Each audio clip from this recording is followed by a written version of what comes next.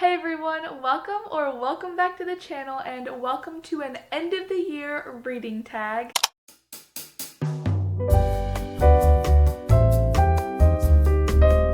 Today we're going to be talking about every book that has really stood out to me this year. I'm talking best books, worst books, disappointments, and some unexpected surprises. This is going to be a super exciting video, so get cozy and let's get started. Starting off with the first category, which is favorites and standouts, we have the best book of the year, which goes to Alchemized by Senlin Yu. This book was one of my favorite books that I think I've ever read in my entire life. It's a mix of fantasy, enemies to lovers, an immaculate plot, and such good world building. All of these characters were so believable, and they felt so real. At times I felt so devastated while reading this, and then at other times I was gushing over all of the characters and the tension and the banter.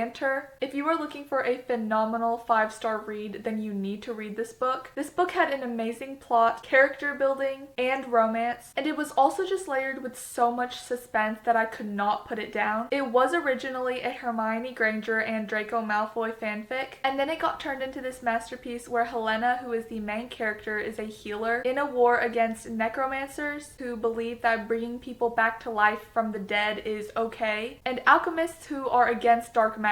But in this version, the alchemists have lost the war, and Helena, who is the last alchemist, is now a prisoner of war. But she also has these key resistance memories in her brain that the necromancers want to dig out, so they entrust Kane Farron, who is the main character, as well as one of the most powerful necromancers, to find out what she is hiding. And this was by far one of my favorite enemies to lovers, heart-wrenching books of the year. Moving on to the best sequel of the year, Brimstone by Callie Hart was by far my favorite sequel. I think it was just as good as the first book, if not better. In the first book, which is Quicksilver, you have Ceres Fane, who realizes she is an alchemist and can manipulate silver into Quicksilver, which is a super powerful and magical metal. She's taken into this whole new world where she meets Kingfisher, who is the male love interest, and he basically tells her that she has to make Quicksilver weapons for everyone in his entire army before he agrees to send her home. But keep in mind that Ceres, until a few days ago, didn't even know that she had these powers, let alone how to use them, and there is also a war going on, which makes the necessity for these weapons that much more important. I love the enemies to lovers banter and the dynamic between these two characters. It is a really well done fantasy romance, and the second book that picks off right after the first one is just as good, and I could not stop reading. Next up is the book with the best cover, and this was such a hard decision to make, but I think I'm giving it to The Deal by Elle Kennedy. The amount of details that went into this cover are just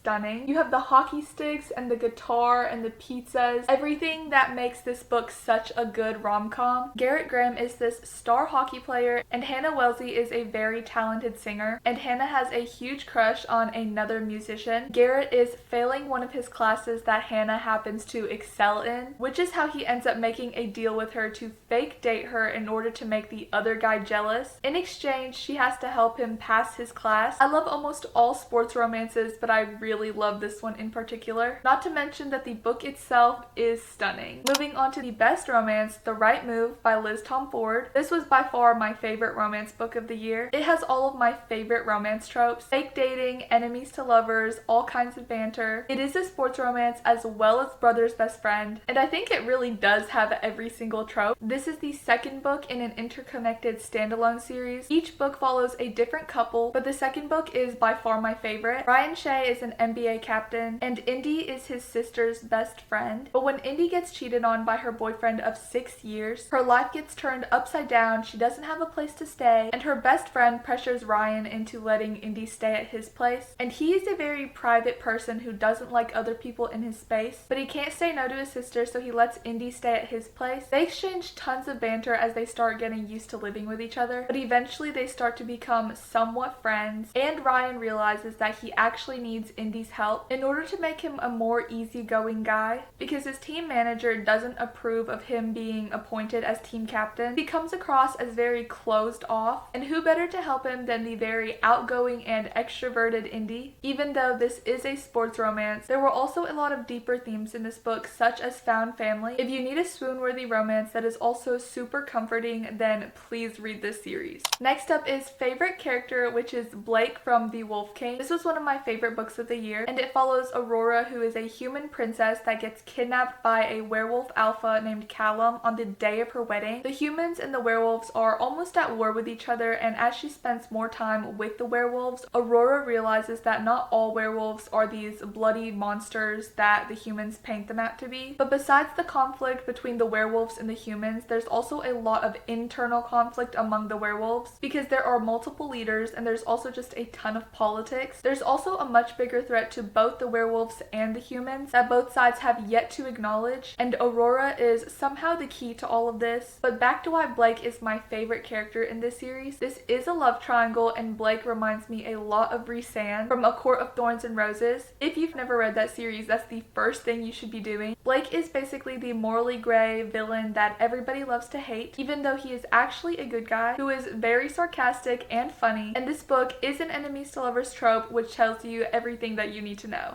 Moving on to the saddest book that I read, this 100% goes to Releasing 10 by Chloe Walsh. It's the 6th book in the Boys of Tommen series, and this follows Lizzie Young and Hugh Biggs. On the outside, Lizzie sometimes comes across as rude or cold, but that's because she has had a very traumatic past, and in reality, she is extremely loyal to all of her friends. This book had so much yearning in it, and it's the first book in Hugh's and Lizzie's story, and it ended on one of the most devastating cliffhangers, which is why it left me bawling my eyes out and with a bunch of emotional damage. Next up is Most Heartwarming, and this goes to It Happened on a Sunday by Tracy Wolff. I ate this book up so hard, and let me tell you why. The female character is like the biggest celebrity singer, and she's going on tours, and while she's going on all of these popular tours, everyone either hates her or loves her, and she kind of just feels alone, which is something that she's used to. The male love interest is a professional NFL player who is also a quarterback, and they meet when he goes to visit her on one of her tours. There's a lot to unpack there, but this reminds me of a lot of what's actually going on in real life, and I could totally picture this happening between real life celebrities. There were parts of this book that were a little cheesy, but I think that's kind of what adds to the heartwarming appeal. Next up is the biggest surprise of the year, which goes to The Invisible Life of Addie LaRue. This is a super popular book, but the reason why it was a surprise for me is just because I typically don't read this kind of book. Addie LaRue was born like a few hundred years ago, and she makes a deal to become immortal, but is cursed to be forgotten by everyone that she meets. So she's just been going through her entire immortal existence, all the way till basically present day, being forgotten by everybody that she's ever met. And obviously she feels super lonely until one day when she walks into a library and the guy that works there actually remembers her. Fair warning, this book does not have a traditionally happy ending, which is something I knew going into this book, and why I was surprised that I ended up really enjoying it. This really was a super refreshing read. Next is the book with the biggest plot twist, and that easily goes to The Dragon Republic by R.F. Kuang. It's the 2nd book in the Poppy War series, and the last page just left my jaw on the ground. I was shocked beyond words because I just never expected this in a million years to happen. For those that the Poppy Wars is a fantasy series, heavy emphasis on fantasy, because even though there is the faintest romance, I cannot stress enough that this really is pure fantasy. The plot was fantastic, and the book draws on real life events that actually happened, such as the Poppy Wars. Rin, who is the main character, is a war orphan who realizes that she possesses the fire powers of the Phoenix, and in the first book she goes to this prestigious war academy to learn how to control her magic, and I was so invested and really impressed by this series. But I do have to say, check the trigger warnings before reading, because there are some really dark and graphic war themes, and even though I did know a few things about this book before going into it, I was still a little shaken reading about some of the themes. But even so, I love this series, and I was totally blown away by every single plot twist. Next is the most addictive book that I read this year, and that goes to The Night Prince, which is the 2nd book to The Wolf King. It's hard sometimes to find sequels that are just as good as the first book, but this entire series was so addicting, and I definitely stayed up way too late to finish this. The next category is a few of the disappointments this year, starting with the biggest letdown, which is Hollow by Susan Valenti and Carrie Caroline Peckham. This book was just super hyped and I was just a little disappointed. It's about Ferris Creed, who is the main character, and she goes on this magical hunt in these deadly forests to hunt down powerful spirits in order to capture them all and be granted a wish or a boon. And she needs this boon to save someone that is very close to her. At the same time, Prince Bane, who is a Fey prince, is also searching for these spirits, and this is a competition, which is why they were enemies to lovers, even though I feel like the biggest reason they would have been enemies to lovers was just because he acted like a really big jerk at the beginning of the book for really no reason, which was kind of off-putting. Like I said, not bad, just not good, which was really unfortunate because I highly enjoyed the Zodiac Academy series, which are by the same authors. Moving on to the most overhyped book of the year, and for me that goes to Spark of the Everflame. This book was definitely not bad, and I actually really enjoyed the first one, but it was the second book that really just ruined the series for me because the female main character was still playing a victim to the end of the second book, and I just could not stand reading like 2,000 pages to still have the main character playing the victim. I personally think that a strong female character is a make or break in the book and kind of sets the bar to determine whether a book is good or not for me. I still thought the writing style was really good, just not the content. With that being said, we are now on to the biggest DNF of the year, and that goes to Gleam by Raven Kennedy, which is the third book in the Plated Prisoner series for the same reasons as why I did not love the Glow of the Everflame series. Except unlike Glow of the Everflame, which I just thought was a little overhyped, I could not stand this series, and especially this book, because what do you mean I read until the end of the third book and our female main character still hasn't had her girl boss moment yet? I also just had no love for the male love interest. I'm pretty sure this book was the DNF of my entire life. Not to be dramatic, but that's just how I felt reading over 3,000 pages of character development. The next category is books with the best vibes, and the coziest book was definitely Good Spirits by B.K. Borison. This was my first B.K. Borison book, and it will not be my last. In fact, I'm planning to pick up Love Light Farms the next time I go to Barnes & Noble. This was a magic realism book where the main character is being haunted by a ghost of Christmas, and the way this rom-com was written was just really warm and fuzzy. There was so much banter and it was a super cozy read. Next is the darkest read, which was Alchemized by Senlin Yu. Like I said earlier, Helena was a prisoner of war, and I'm sure you can imagine what some prisoners had to go through, which is basically everything that Helena had to go through. Even still, I still really love this book. Next is the funniest book that I read, and that easily goes to Till Summer Do Us Part by Megan Quinn. Megan Quinn might just be the best author at writing laugh out loud rom-coms. This was a summer read and one of my favorites. It's about two people that go to a couples camp and fake date in order to fool the female main character's boss into thinking that she is a very family-oriented person because everyone at the company that she works for is happily married. This book was downright hilarious, and if you are looking for a romance book that does have deeper themes as well as laugh out loud moments, then you definitely need to read this book. Next is the most underrated book, and even though I read this book last year, I did reread it again, so technically this counts. Long Live Evil by Sarah Reese Brennan is by far the most underrated book that I have ever read. It has villain gets the girl, strong female main character, and tons of banter. I finished this entire book in one sitting, and I am desperately needing the second book. Ray, who is the female main character, is also the villain in the story. She is a total girl boss, which I absolutely love, and I was blown away by every single plot twist in this book, and I highly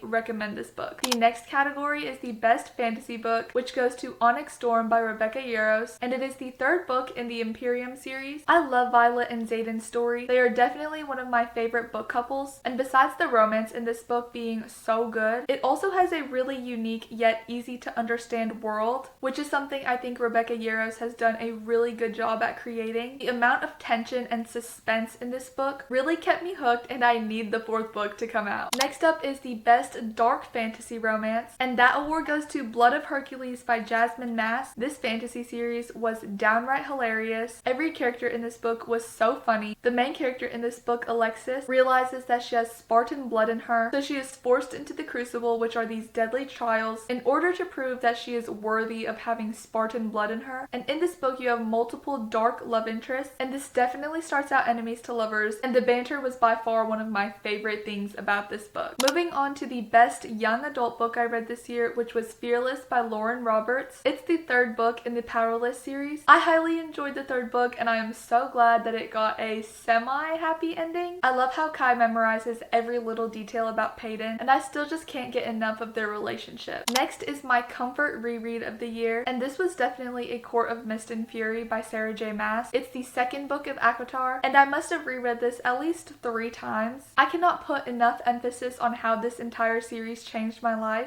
Definitely for the better. This book is just unforgettable. Lastly, we have a very anticipated book, which is Love Song by Elle Kennedy. This book follows the children of Garrett Graham and Hannah, particularly the son, Wyatt, who is a very good singer. And I don't really know much about this book other than the fact that I've loved every single thing I've ever read by Elle Kennedy. So I am very excited for when this comes out. Well, those are all of the books I have in this video. This concludes our end of the year reading tag. Let me know what some of your guys' favorite books were. If you are interested in any of the books that I mentioned, I did link them down below. Thank you so much for watching, and I'll see you in the next video.